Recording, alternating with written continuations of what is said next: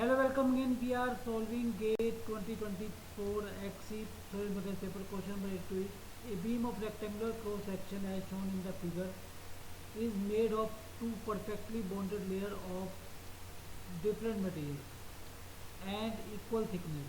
The Young's moduli of two materials are E1 and E2, where E1 is equal to 2E2.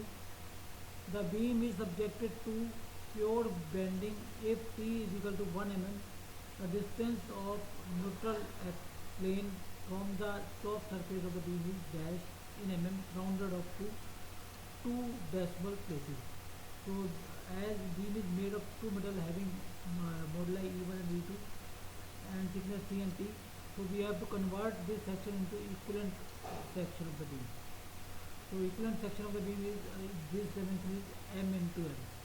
M is ratio of moduli, or we can say E1 by E2, and this is 2.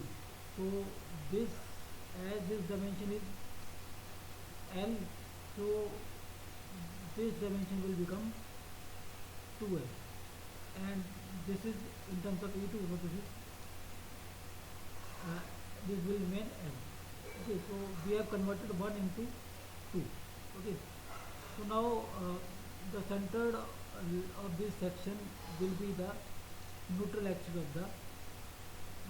of the for the bending.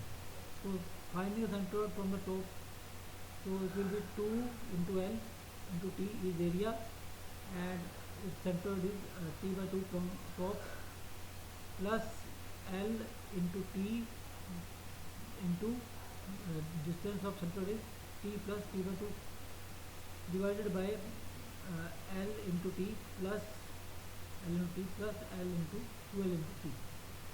So y bar will be here. Solving this, LT will cancel out. T is 1 mm, so this will come out as 0.8333. So y bar somewhere